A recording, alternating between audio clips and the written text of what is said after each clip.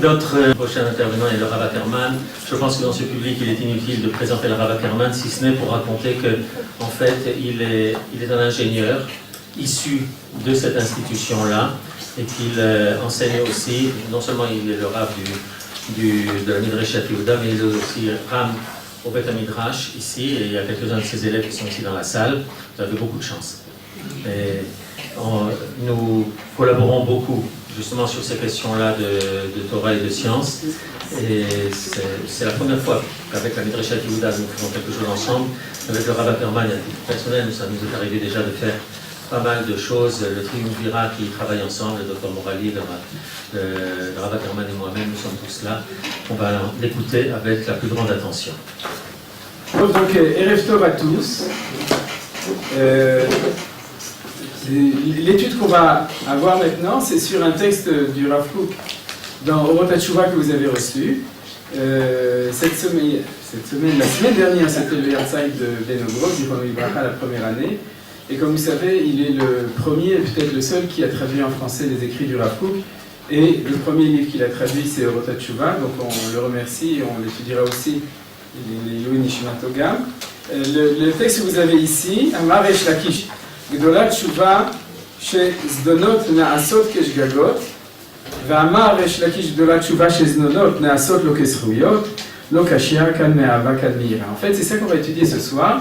C'est un enseignement que vous connaissez bien, de Resh Lakish. Resh Lakish, il savait, quand il parlait de Tshuva, il savait de quoi il parlait, parce que vous savez que dans sa vie antérieure, avant d'être un Talmid Chacham, il était le chef de la mafia, il travaillait chez Angel, et donc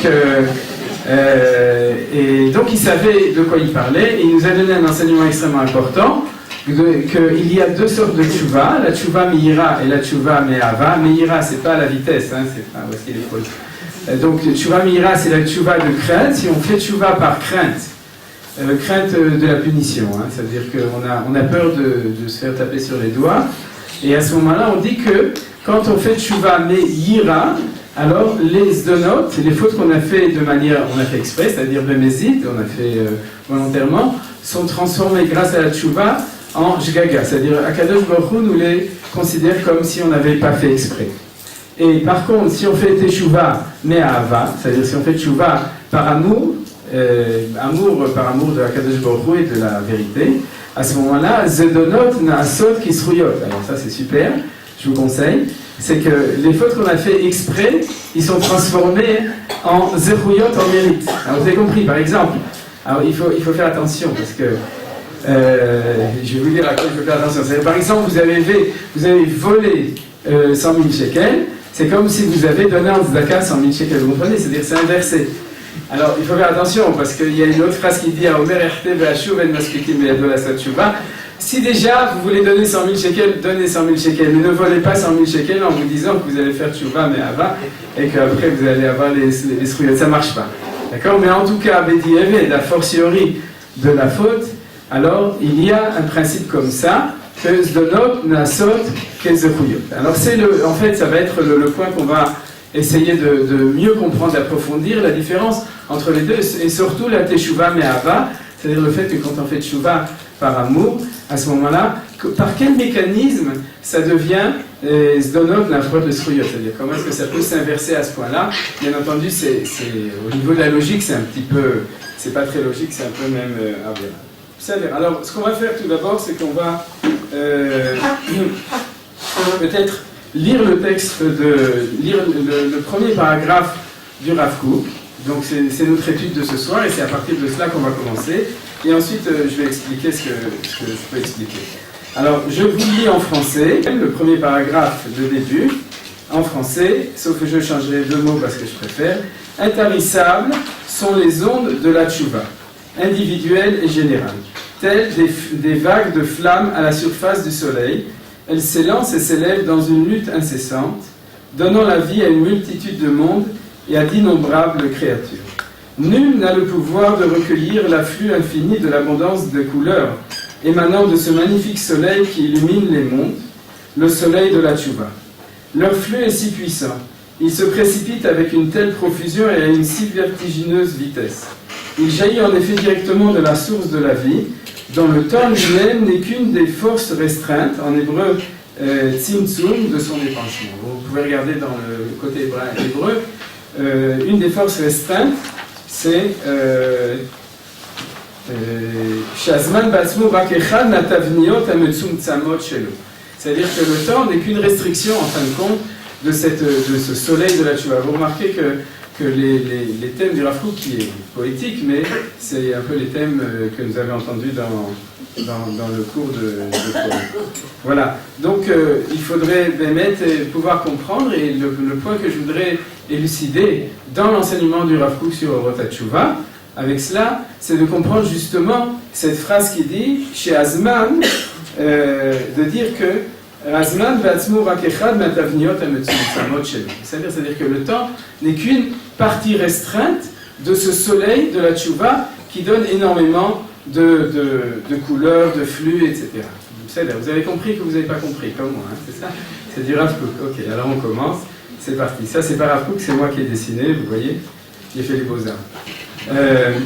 Alors, je vais utiliser une notion que j'ai appris au Machon Lev il y a longtemps, dans la transmission de l'information. C'est-à-dire, lorsqu'on veut transmettre une certaine information, il y a deux manières différentes de transmettre une information. Il y a ce qu'on appelle parallèle ou bien en série. En hébreu, Turi ou Makbili. C'est-à-dire que si jamais, par exemple, vous voyez, je veux transmettre le mot Shalom, alors on peut envoyer avec 4 fils différents. Et sur le premier, il y a le Shin, ensuite le Lamed, ensuite le Vav, le même. C'est plus compliqué que ça, mais en tout cas de manière simple. Et à ce moment-là, ça a un grand avantage. Quel est l'avantage si on le transmet en parallèle? Simultanément. Quoi? Ça arrive en même temps, ça va plus vite, etc. Sauf que ce que ça demande, c'est un rochafpa, c'est-à-dire que ça nous demande plus de fils pour pouvoir transmettre les choses en même temps. Alors, il y a une deuxième manière de faire les choses, qui est en série. Et à ce moment-là, qu'est-ce qu'on fait? Alors, vous voyez, par exemple, j'ai pris l'exemple du télégraphe. Vous vous souvenez, Zichrono Livracha, j'ai marqué. Il fait partie des Yartzeit de ce soir.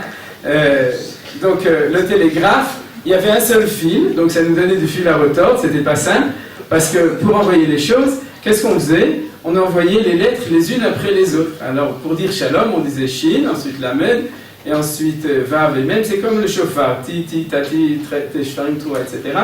Donc, c'est comme ça qu'on transmettait, en Morse, on transmettait les choses. Donc, quand on est limité dans le... On est restreint dans l'appareil qui nous permet de transmettre les choses, à ce moment-là, on est obligé de le faire, non pas en parallèle, mais en série. Vous savez quand il y a des questions? Non, c'est bon. Alors, on passe à l'image suivante, vous voyez. En fait, on est arrivé à l'espace-temps. Et si vous réfléchissez bien, le temps ici, Baolam Hazé, d'accord, notre temps. Bien sûr, je ne fais pas référence à tout l'enrichissement qu'on a eu jusqu'à maintenant. Mais si vous réfléchissez de manière simple, comme moi qui ne suis pas un grand scientifique, donc si on réfléchit de manière simple, on se rend bien compte que notre temps, c'est en fin de compte quelque chose qui est justement pas en parallèle, c'est en série. C'est-à-dire que notre vécu, c'est un vécu qui est en série. C'est-à-dire c'est quelque chose de linéaire. On ne peut pas aller en arrière, on ne peut pas aller à droite, et on ne peut pas aller à gauche. C'est-à-dire qu'on est dessus, et on est limité par, en fin de compte, ces limites-là. Là, c'est un peu plus clair, d'accord? Au niveau de cet exemple, c'est notre vécu, notre vie au niveau du temps, c'est quelque chose qui se vit en série et non pas en parallèle. Il y a des gens qui ont des vies parallèles, mais en principe, les gens normaux qui sont cachers, d'accord? Alors ils ont un temps touri, c'est-à-dire en sérial, et un peu plus que ça. C'est-à-dire qu'à la limite, si c'était uniquement en série, ce serait un peu triste. Mais il y a quelque chose de beaucoup plus intéressant, c'est ce qu'on appelle le principe d'intégration. On est de nouveau, ici au Marolet, on est obligé un peu de parler un peu de tout, de science aussi. C'est-à-dire que, en fait, c'est quoi le principe d'une intégrale? L'intégration, c'est que tout ce qu'on a vécu jusqu'à maintenant est intégré dans notre présent. C'est-à-dire que c'est pas qu'à chaque instant, on vit l'instant tel qu'il est à ce moment-là, mais tout ce qu'on a vécu jusqu'à maintenant fait partie du patrimoine de notre être. C'est-à-dire notre être et notre existence, c'est le résumé ou la somme de tout ce qu'on a jusqu'à maintenant. C'est-à-dire on ne vit pas au présent comme ça. Il y a tout ce qu'il y a eu jusqu'à maintenant qui fait partie de notre expérience, de notre être, etc. Mais malgré tout, si vous remarquez dans cette réflexion, malgré tout, notre vécu subjectif, notre vécu existentiel du temps, il est limité. On ne peut pas ni sortir à droite, ni sortir à gauche, et ni aller en arrière. C'est-à-dire on ne peut pas faire de revers, ce qui est justement le problème qu'on va étudier. Par contre, si vous réfléchissez à ça, l'espace, c'est la deuxième, ce qui est marqué en bas, en dessous. L'espace, c'est pas comme ça. C'est-à-dire, d'abord, dans l'espace, tu peux aller à droite, tu peux aller à gauche, tu peux aller devant, tu peux aller derrière, et puis tu peux faire demi-tour. Hein, c'est ce qu'on va faire avec le lulav. Quand on va faire les Na'anuim, on va les mettre dans toutes les directions, et puis on va le ramener au point central. C'est-à-dire dans les 6 directions, plus la Nekuda et Nitsaï, le point central. C'est-à-dire, dans l'espace, on se rend compte qu'on a cette liberté. Alors, vous voyez donc que les deux choses sont fondamentalement différentes. Alors, on continue. Quoi ? Dans l'espace, c'est parallèle ou en série ? Quoi ? Alors, du coup, l'espace, tu as raison, c'est un peu comme parallèle. C'est-à-dire que c'est quelque chose qui n'est pas vraiment en série. C'est-à-dire que tu peux par exemple faire avancer les choses où je dirais que tu perçois l'espace de manière en parallèle.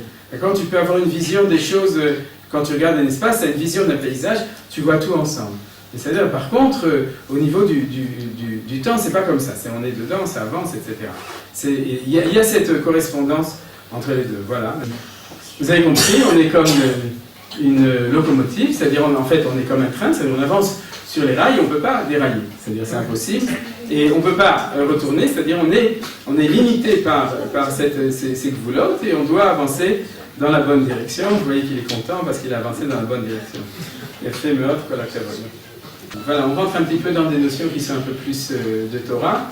Regardez, si on réfléchit bien à ça, et c'est pour ça que je vous ai amené ce machal du parallèle et du linéaire. Vous savez que le nom de Hachem, c'est-à-dire Yud Kei Vav Kei, ce qu'on appelle en français le tétragramme, il a un sens. Et le sens du nom, c'est Aya, Ové, Veillé. C'est ce qui est marqué là, d'accord ? Vous le connaissez, vous le savez, c'est la Kavana Pshuta.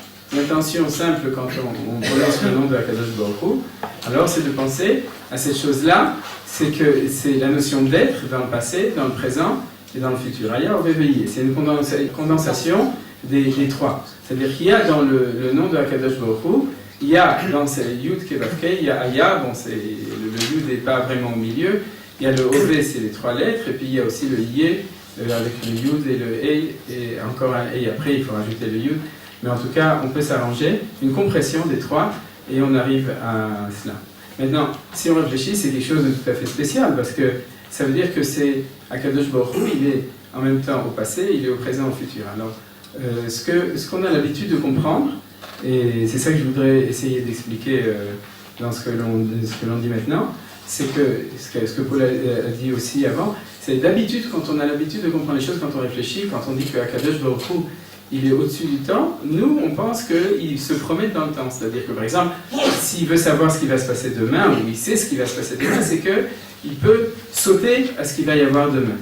Et ce que je voudrais essayer d'expliquer ce soir, donc, c'est que ça ne se passe pas comme ça. C'est-à-dire que quand on arrive au niveau de la Elokut, c'est-à-dire qu'on est au-dessus de notre temps à nous, dans lequel on est, c'était le dessin d'avant, à ce moment-là, il n'existe plus de temps. C'est-à-dire où les temps sont parallèles. Il n'existe plus de temps, c'est pas tellement exact, mais pour nous, en tout cas, cette compréhension, c'est le dessin que j'ai fait, c'est que le temps, il devient non pas une notion linéaire en série, d'accord, mais il devient en parallèle. C'est-à-dire que en même temps, il est dans le passé, en même temps, il est dans le présent, et en même temps, il est dans le futur. Comme la machine du temps, que quoi ? Non, justement. On voit aussi bien on se voit avant, après, et pendant. Alors justement, dans la machine du temps, justement, tu l'as dit, c'est on remonte dans le temps. C'est-à-dire c'est une machine où tu fais une manivelle et tu vas en arrière ou tu vas en avant. Mais ça veut dire que tu restes dans une marche avant linéaire, c'est-à-dire qu'il faut remonter, c'est-à-dire tu arrives à faire demi-tour pour aller là-bas.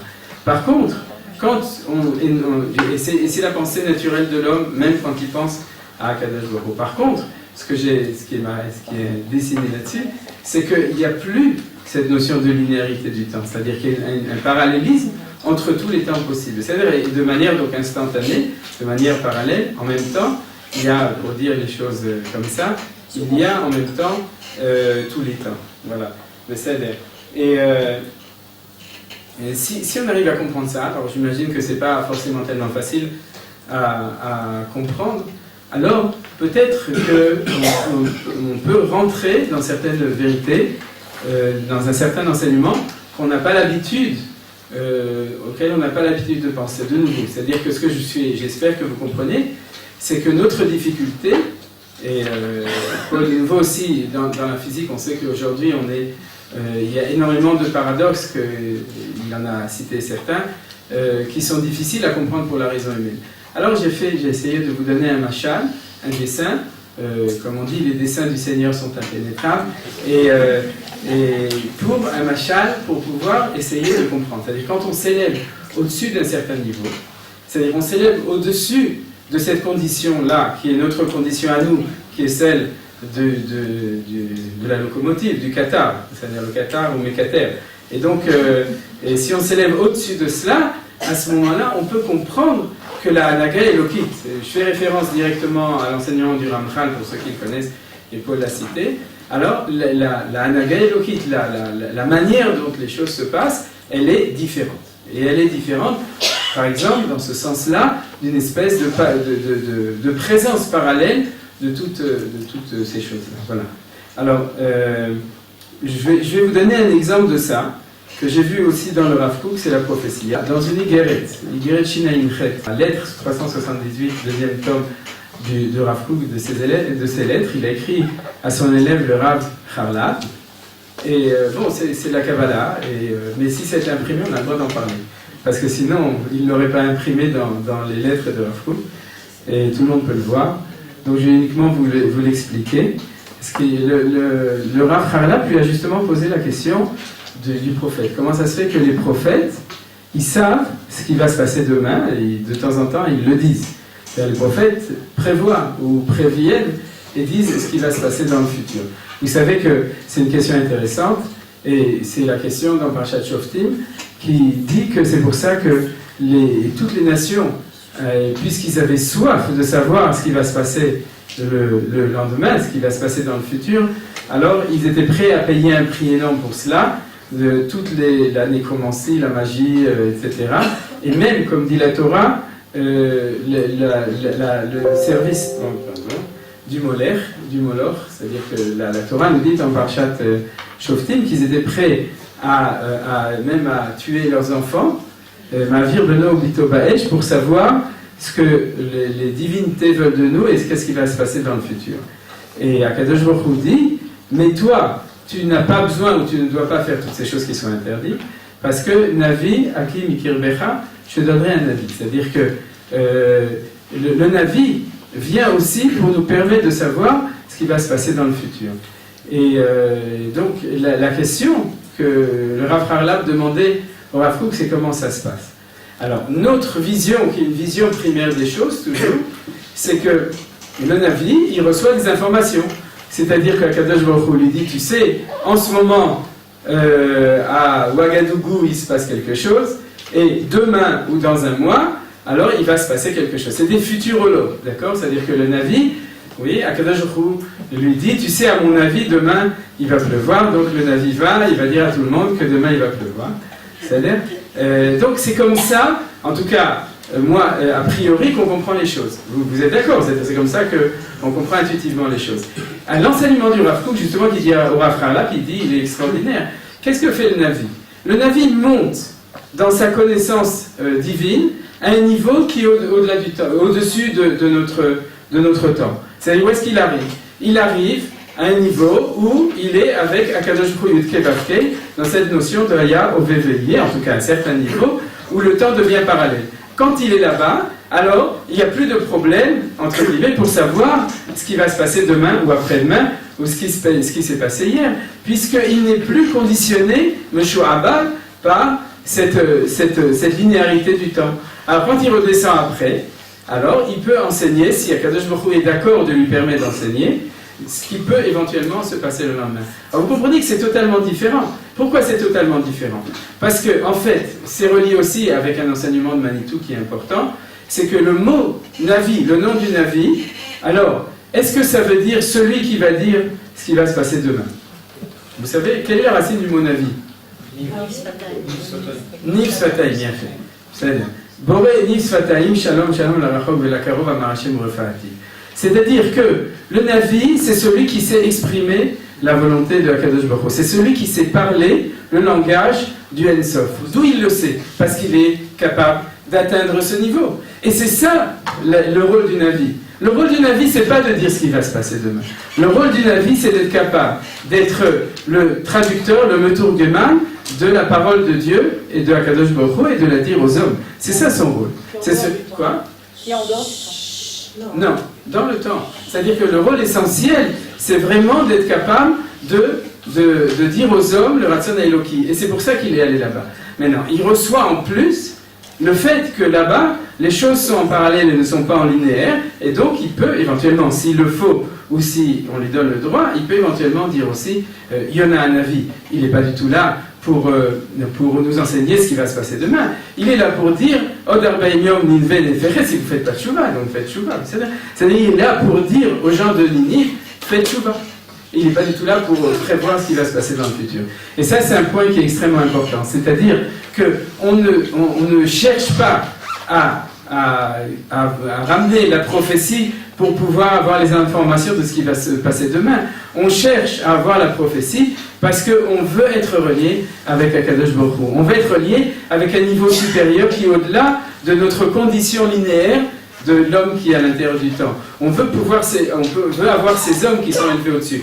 Et si, en bénéfice, en plus, on peut avoir une information sur ce qui va se passer demain, et si Akadosh Baruch Hu est intéressé à nous la transmettre, alors on pourra la voir, puisqu'à ce moment-là, ça devient naturel et évident. Alors j'espère que vous avez compris l'idée. On passe à l'image suivante.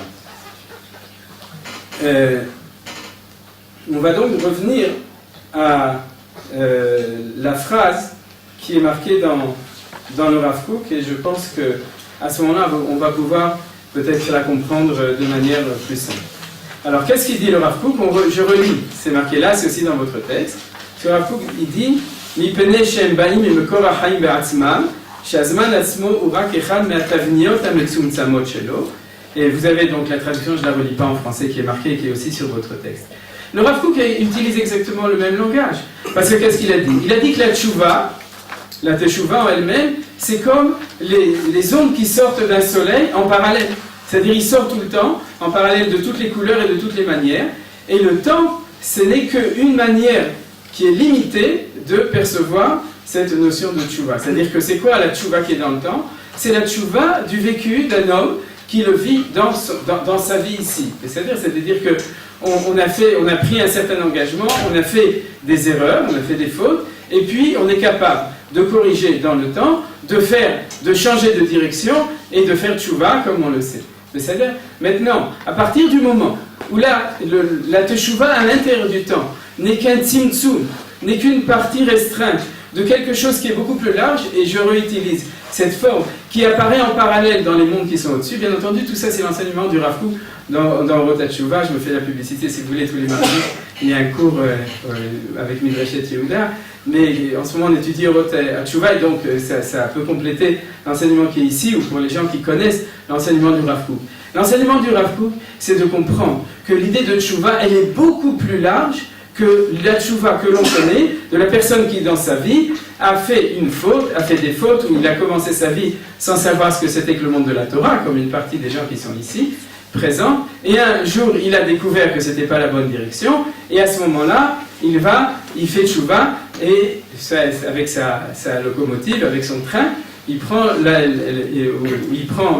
bonne ligne, les bons rails, et donc il va dans le derrière, dans le chemin de la Torah. C'est-à-dire, nous dit le Rav Kook, comprend que cela c'est comme un tzimtzum, c'est-à-dire une restriction de quelque chose qui est beaucoup plus large à partir du moment où il est rentré dans le temps. Voilà. Alors, comment est-ce qu'on va pouvoir, de ce point de vue, comprendre ce que c'est que l'idée de Zdonot Nasot Kezechuyot ? Vous avez compris, c'est-à-dire c'est l'étude qu'on a demandé depuis le début. Comment c'est possible que lorsque quelqu'un a fait quelque chose de grave, mais c'est-à-dire qu'il a fait quelque chose de vraiment interdit, que cette chose-là, elle se transforme, ça devient une sroute, ça devient un mérite. Et comment est-ce qu'une chose comme ça est possible ? Alors, à partir du moment où on a dit ce qu'on vient d'étudier, on comprend qu'il y a, en fait, si on fait une tchouva à un certain niveau, et c'est ce que j'ai tout de suite expliqué, ce niveau qui s'appelle la notion de teshuva me'ahava, quand on fait tchouva me'ahava, on arrive à un endroit où on est au-dessus de la linéarité du temps, on se trouve dans l'endroit où on est au-dessus, on est relié avec cette notion du parallèle de Haya au VVIE, c'est-à-dire qu'on s'approche de Akadosh Baruch Hu Miprina dans la dimension de Yud-Kei Vav-Kei, et à ce moment-là, on peut réparer ce qui était au passé, puisqu'on est nous-mêmes, de même qu'on a vu que dans la prophétie on peut avancer en avant, on peut aussi réparer des choses qui sont au passé et les restituer d'une manière différente. Et c'est ça ce que ça veut dire que Zdonot Nasot que Sruyot. Parce que Zdonot Nasot que Shkagot, c'est ce qu'on appelle on pourrait dire des circonstances atténuantes. Le fait que quelqu'un il a fauté et qu'on se rend compte qu'en fait il regrette, donc ça devient une faute involontaire, c'est-à-dire j'ai pas voulu la faire. Par contre, de transformer en mérite, c'est quelque chose qui est incompréhensible, sauf si on prend comme modèle la possibilité d'arriver à cet endroit-là. Alors je vais expliquer les choses, vous avez compris au niveau de la théorie, mais je vais un petit peu expliquer les choses de manière un petit peu mieux pour qu'on puisse comprendre les choses. C'est quoi Tshuva Meira? La Tshuva Meira, en fin de compte, ce que je vais expliquer, c'est que c'est une personne qui, en fin de compte, il reste dans le système d'ici, vous comprenez? C'est-à-dire qu'en fait, quoi? Il sait que dans le système ici-bas, on est dans son train, on voyage, etc. Et puis il se rend compte que dans ce monde-ci, Zélo Keda, et ça vaut pas le coup de faire des fautes. Parce que si on fait des fautes, on reçoit... Quoi? On reçoit des coups. Et que si on fait le bien, on reçoit une récompense. C'est-à-dire qu'il se rend compte que dans la vie, il découvre les lois du Olam Hazé. Il découvre les lois de la réalité de ce Olam dans lequel, Béhémet, on est dans notre train et on est soumis à une linéarité du temps.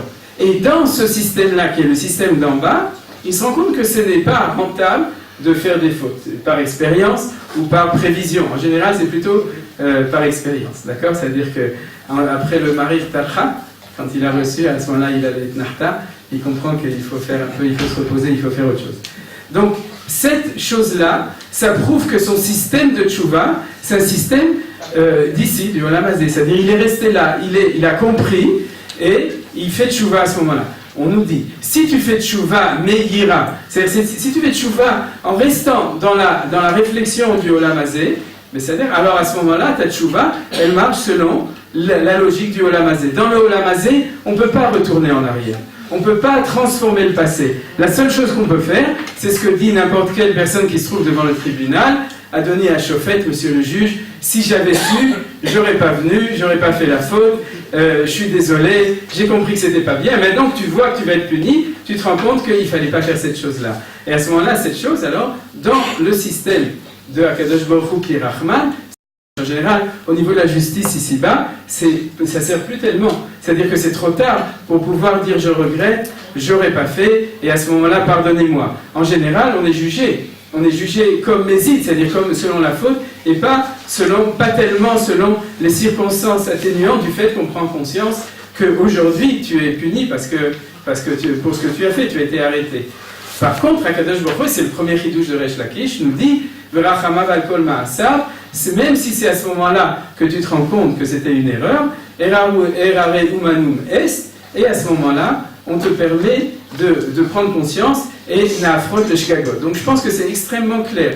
Par contre, alors c'est quoi Tshuva Me'ava? Tshuva Me'ava, c'est ce qu'on vient de dire. C'est vrai que Tshuva Me'ava, et ça c'est tout l'enseignement du Rav Kook dans Orot HaTshuva, c'est en fin de compte de sortir du carcan d'une espèce de logique rationnelle du Olam Hazé. C'est-à-dire on est ici, alors on est religieux, on fait toutes les choses, on fait attention à tout, mais en fin de compte, tu réfléchis de la même manière, c'est-à-dire tu rentres la Torah dans ton système de vie normal.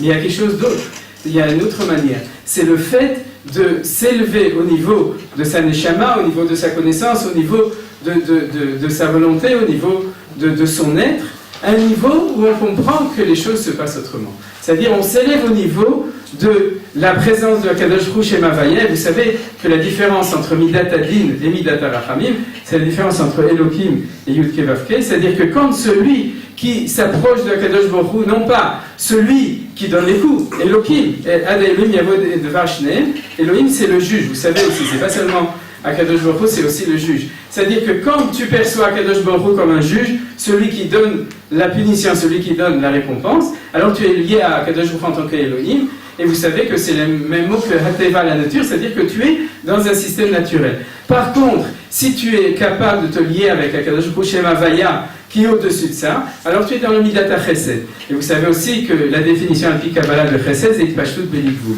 C'est-à-dire c'est l'expansion sans aucune limite. C'est-à-dire on casse toutes les limites de cela, et c'est ça l'idée de Hayah Veveillé. C'est-à-dire au niveau du temps, on s'est élevé au-dessus de ça. On est autre part. Et comment on arrive là-bas? Alors vous me demanderez comment c'est possible. Alors j'espère que je vais réussir à l'expliquer, mais en fait c'est très simple. C'est quand vraiment on comprend que la vérité, c'est au-delà de cela. C'est quand on comprend par exemple que la volonté du Créateur, ce n'est pas de jouer avec nous à action-réaction, vous connaissez, hein, c'est-à-dire en fonction de ce que tu fais, tu vas recevoir. Non, il y a quelque chose qui est bien au-delà de cela. C'est que quand Akadosh Baruch Hu a créé le monde, Ratzal et Tiv Imzulato, il a créé par une volonté de faire le bien. Et tout ce qui se passe au milieu, ce n'est qu'un passage au milieu pour en fin de compte amener le monde à arriver au bien, c'est-à-dire à voir que Akol Tova. Tout est, en fin de compte, pour pouvoir amener le monde à un monde de Tikkun, à un monde de Tchouva, un monde de Géoula. Toutes ces choses-là, c'est ça la véritable volonté de Akadosh Baruch Hu. Dans la Kabbalah, on appelle ça arriver à connaître Hachem au niveau du nom de Shem Havaya, Yud Kei Vav Kei, et non pas de rester au niveau de Elohim. Donc quand on arrive à cette chose-là, on est dans ce qu'on dit dans Ashrei, Tov Hashem Lakol, Verahamav, un colma, ça va cette heure-ci, je ne sais pas si les gens disent Ashrei, on dit le matin et l'après-midi. Mais c'est-à-dire, donc vous avez compris, Tov Hashem Lakol, Akadosh Baruch Hu, il est bon pour tout le monde, Verachamav, et sa miséricorde, Al-Kol Ma'asa, sur toutes ces créatures. Est-ce que quand on regarde les informations, on voit cette chose-là? On ne le voit pas. On ne voit pas que Tov Hashem Lakol, Verachamam Al-Kol Ma'asa, on voit le Ra, on voit la Arzariyut, la contraire du Rachamim, etc. Mais si on est capable de s'élever à ce niveau, alors on est capable d'arriver à un endroit où la vision du monde, elle est comme ça. Oui, mais c'est une vision qui intègre tout, c'est une vision qui intègre tous les temps. Alors c'est ça qu'on appelle la Tchouva Me'ava. La Tchouva Me'ava, de manière beaucoup plus simple, c'est d'arriver à la volonté de faire Tchouva, non pas parce qu'on a peur de recevoir des coups, mais on veut faire Tchouva parce qu'on sait où est la vérité. Comme je l'ai dit justement ce mardi, on est dans un temps, le Zohar HaKadosh il dit, et le Rav Kook le reprend, que Torah Agalut, ou Torah Trutz Laaretz, c'est Torah Ta'ira. La Torah de la Galoute, c'est la Torah de la crainte. Le Torah Geoula, ou Torah Toshel HaMashiach, c'est Torah Ta'ava. Et c'est-à-dire que la Torah des temps messianiques, c'est une Torah de Ahava. Et comme je l'ai dit, et je le répète aujourd'hui, on remarque quelque chose d'assez exceptionnel. C'est qu'aujourd'hui, 90% des Juifs qui sont Shomer Torah Mitzvot, et la plupart c'est des gens qui sont des paralysés de Tchouva aujourd'hui, c'est des gens qui sont arrivés à la Torah par connaissance, par conviction et par volonté et par recherche véritable d'une réalité qui est au-delà de la réalité qu'on connaît ici du Olam Hazé. C'est-à-dire que c'est vrai que de temps en temps on a reçu des informations de Akadosh Baruch Hu, il nous a donné quelques signes de temps en temps pour nous indiquer qu'il fallait peut-être des fois rectifier un petit peu le chemin, mais de manière générale, il y a une liberté et une volonté de rechercher ce qu'on appelle Yediat Hashem et ce qu'on appelle Ahavat Hashem. Et donc il y a un phénomène aujourd'hui qui est la Torah Tamashiach et Torah Shel HaGeoula, qui est celui de Tchouva Me'ava, et vous savez aussi au Machon Meir, c'est-à-dire c'est le slogan du Machon Meir, c'est pas par hasard, parce que en effet, c'est cela qui est le langage, qui est celui qui est véritablement celui qui permet aux gens d'entendre et qui attire les gens dans le chemin de la recherche de la Tchouva et de Akadosh Baruch Hu. C'est celui dans lequel on est bémet à la recherche de cela. Alors vous avez compris, j'espère que vous avez compris, qu'à partir du moment où on comprend que la Tchouva, qui est dans le temps, c'est qu'une restriction, la vraie Tchouva, c'est de s'élever au-dessus de cela, et qu'à partir du moment où on est là, d'arriver à ce qu'on appelle la Tchouva Me'ava, et à ce moment-là, on arrive au-dessus. La référence qu'amènent les commentateurs du Rav Kook dans les Perushim, Benogros aussi en ivri, sur le passage qu'on vient de lire, c'est un midrash dans la Maseret Pesachim, je le lis en hébreu et en français. Tani Hashivat Dvarim Nivru Kodem Shenivra Olam, Veluhem Torah Utshuva Vegan Eden Genom Vekisa Kavod Bet Hamikdash Ushmo Shel Mashiach. Il est enseigné, cette chose a été créée avant que le monde ait été créé, la Torah, la Tchouva, le Gan Eden, etc., le trône divin, le Bet Hamikdash et le nom du Mashiach. C'est-à-dire que c'est des choses qui ont été créées avant que le monde soit créé. D'habitude, dans ce genre de midrashim, on a l'habitude de dire qu'on ne comprend pas, et c'est vrai qu'on ne comprend pas. Mais en fin de compte, selon l'étude, et justement ce que Paul a cité au nom du Sforno, qu'il a dit que le mot de Bereshit, c'est la première étincelle de la création du temps lui-même.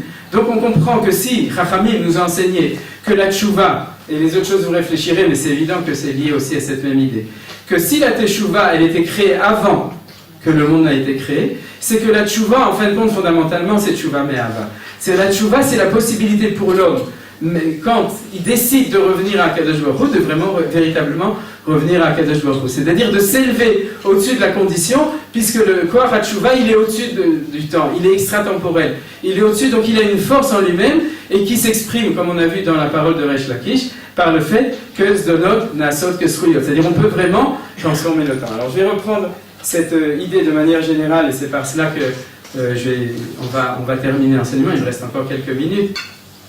Si on réfléchit véritablement, il y a des phrases dans le langage commun ou dans le langage de Chazal qui nous font prendre conscience que de manière générale, cette chose-là, elle est impossible en fait. Pourquoi ? Parce que Shavarta Shilamta, c'est-à-dire ce qui a été cassé, on ne peut plus le réparer. Et même si on peut le réparer, un vase qui est recollé, c'est pas un vase Yad Rishona, c'est-à-dire de première main. C'est-à-dire dans la réalité ici en bas, on a une espèce de conscience d'impossibilité de pouvoir véritablement réparer les choses qui ont été abîmées. Il y a une phrase de Chachamim, en fait, c'est un passouk, Me'uvat lo yuchal litkon ve'chisaron lo yuchal imanot. Me'uvat lo yuchal litkon, c'est quelque chose qui a été tordu, tu ne peux pas complètement le réparer. C'est-à-dire qu'il y a une vision pessimiste de la vision de la réalité du monde qui nous fait se rendre compte, et la vérité c'est que, maintenant je vais dans l'autre sens, c'est-à-dire pas dans le sens de l'optimisme de la tchouva me'ava, mais dans la vision réaliste des choses.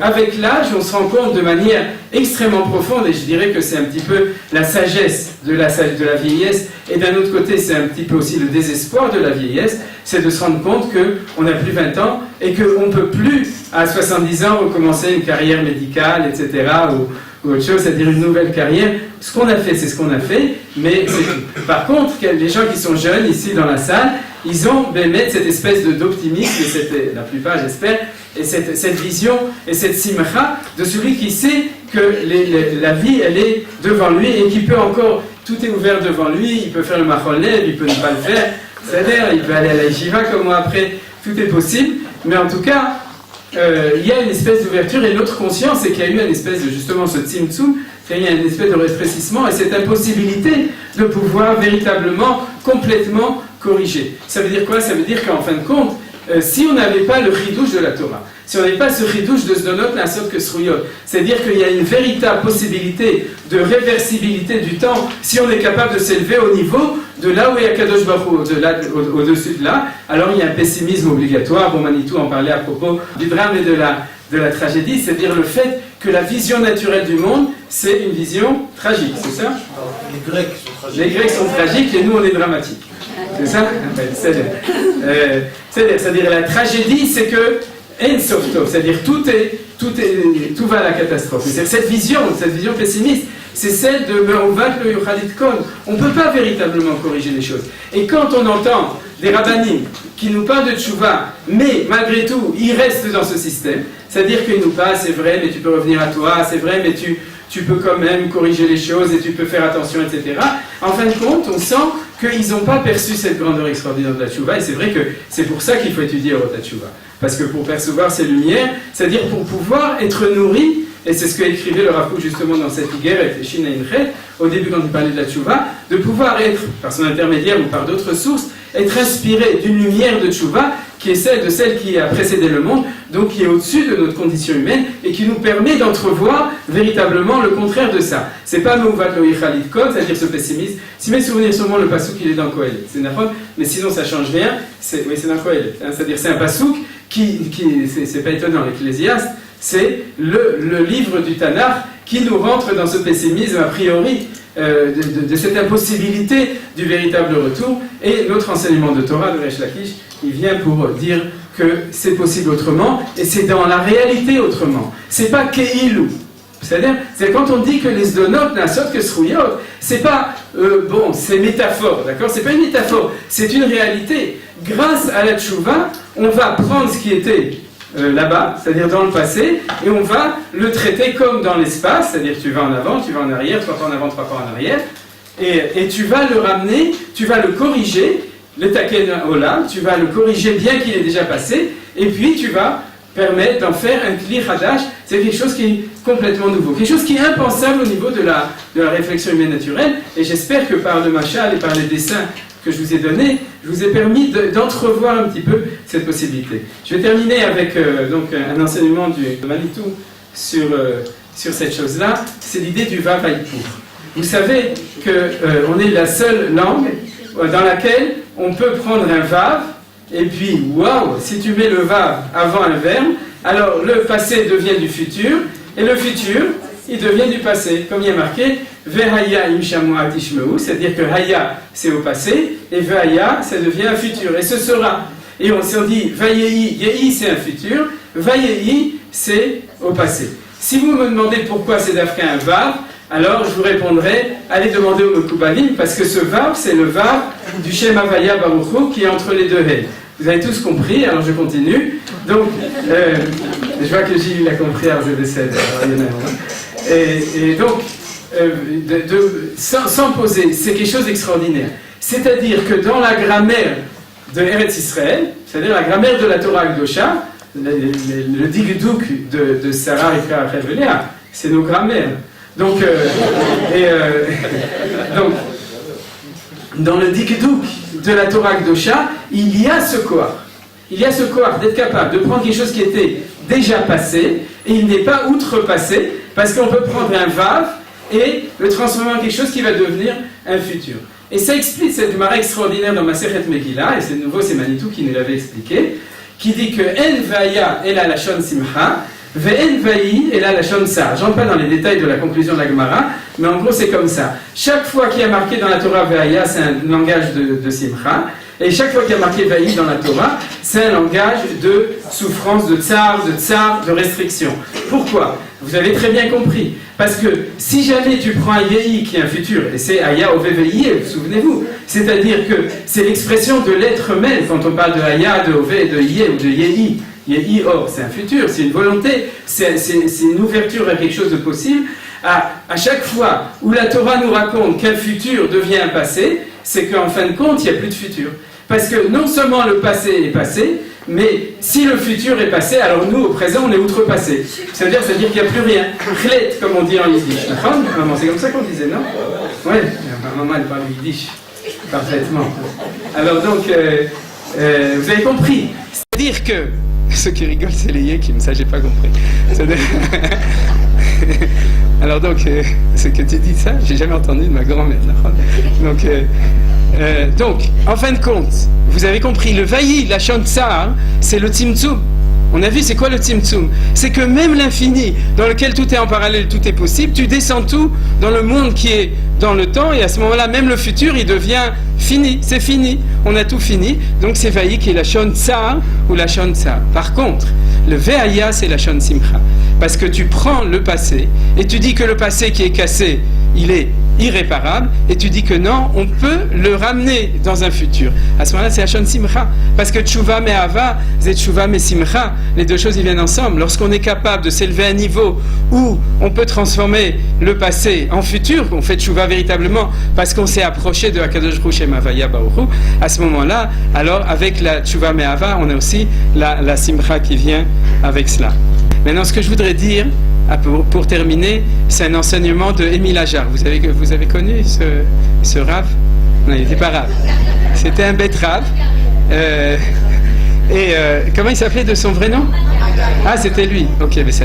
Il a écrit un livre qui s'appelle La vie devant soi. Vous connaissez? Oui, il a fait Meod. Quoi? Ah, il y a un film. Bon, ça, j'ai pas vu. Ok, il a fait Meod. Donc, pourquoi je prends cela? Parce qu'en fin de compte, vous avez compris. Le résumé de Zonot Nasot Kesruyot, qui s'appelle la Tshuva Me'ava, c'est de savoir que la vie, elle est devant nous, elle n'est pas derrière nous. Parce que même ce qui est derrière nous, on peut faire un Va Vaïpour et transformer le Vaya le haya en ve'aya et le transformer en futur. Donc on a toujours la vie devant soi, ce qu'on les jeunes justement. Et nous, on doit être jeunes, on doit savoir que cette chose-là, elle est possible. Et je voudrais donc terminer sur une remarque générale sur notre compréhension. Il me semble que c'est aujourd'hui au niveau de société ce qui fait la différence fondamentale, et vous êtes d'accord avec moi, entre la société juive en Eretz Israël et la société occidentale, duquel Baruch Hashem Yatzanu Meretz Mitzrayim, on est sorti de là-bas. C'est-à-dire que eux, ils ont la vie derrière eux. C'est-à-dire que même de futur, ils ont plus de futur. Et ils le disent eux-mêmes, c'est ce qu'on appelle le phénomène du mur, c'est pas le kotel, c'est un autre mur. C'est qu'en fin de compte, ils voient plus rien devant. Pourquoi ? Parce que c'est une société qui est morte, c'est-à-dire qu'ils ont un passé glorieux, mais ils ont plus d'avenir, et ils le savent. C'est ce que me dit Chazal à propos de Esav Aracha, Ineni Olech Lamut, Lamazeli Bechora. C'est-à-dire qu'il n'y a pas d'avenir, il n'y a plus d'avenir. D'ailleurs, c'est la phrase. Ça veut dire qu'il n'y a plus d'avenir, c'est qu'ils sont Belachon Tsar. C'est-à-dire qu'ils sont dans un Vavaïpour de Vaïi. C'est-à-dire que même leur avenir, il est devenu en fin de compte un passé, et on leur souhaite Be'atzlacha Rabba. Par contre, chez nous, en Eretz Israël, Am Israël, Im Torah Israël, parce que la Torah est là, elle est présente à chaque moment, et je voudrais rappeler justement la phrase qui était marquée au Merkaz de Nice dans le Beth Knesset où j'étais pendant 2 ans, où il y avait marqué « Si tu ne vas pas au Talmud, le Talmud Torah ». Alors vous comprenez. Donc, c'est-à-dire que quoi qu'il en soit, le Or et Eloki qui est sur le Am Israël aujourd'hui en Eretz Israël, c'est ce Or HaTshuva, c'est Or HaTorah, HaTorah nivret lifnei shenivra olam, Am Israël nivra lifnei olam, Shmo shel Mashiach, et c'est Shmo shel Mashiach, et la Tshuva nivret lifnei shenivra olam, et c'est ces choses-là, c'est cette Ehara du Shem Havaya Baruch Hu qui nous éclaire en parallèle sur notre terre. Et c'est pour ça que le Maaseh, si tu demandes à un Israélien Manishma, alors vous savez que non Nishma Tamid Tov, souvent la matzah batata, mais il dira toujours la même chose. Il dira Yiyetov. Yetov. Et ça veut dire quoi ? J'ai déjà dit une fois. Tov, ça veut dire que Tov Hashem lakol verachamav al kol masav. Yiye, ça veut dire que pour lui, akol be'atit. C'est-à-dire il n'y a pas de passé. Même le passé, l'honora, on va pouvoir le transformer. Il va se transformer en futur. C'est-à-dire qu'on a une vision véritable de la vie qui est optimiste. C'est-à-dire on a la vie devant nous parce que fondamentalement, comme je l'ai expliqué, c'est le Shmo Shel HaKadosh Baruch Hu qui a Yahoveh Ve'yeh. Et c'est le principe de la prophétie, c'est le principe de la Tshuva, et c'est le principe de la Dvekut, je traduis pas, du peuple juif et de l'individu juif qui fait Tshuva à HaKadosh Baruch Hu. Vous avez compris ? Et tout cela ensemble, c'est ça. Et c'est pour ça que je vais terminer donc avec une chanson de Udi Davidi. Je lis uniquement la fin, mais vous la connaissez, et vous savez que c'est de manière extraordinaire. Les Meshorerim, les chanteurs, ils sont là pour exprimer la Techusha, la Argasha pnimi du peuple juif. Et qu'est-ce qu'ils chantent ? Tarshov Tov Yetov, Tamin Basfera, Tarshov Tov Yetov, Elokim Oevotra. Donc, il parle de cette Shuvah Me'ava, il dit Tarshov Tov Yetov, il exprime un petit peu ce que chaque juif en Eretz Israël, Ayom Beyamenu, ressent profondément à l'intérieur de lui, et qui, comme on le sait, nous permet d'avoir les kochot pour pouvoir faire une véritable Shuvah Me'ava, c'est une Shuvah où on est capable d'envisager de s'élever à ce niveau pour se rapprocher de la Kadosh Baruch Hu et d'amener cette Geoula et cette Teshuvah définitive. Bimera Biyamenu, Amen.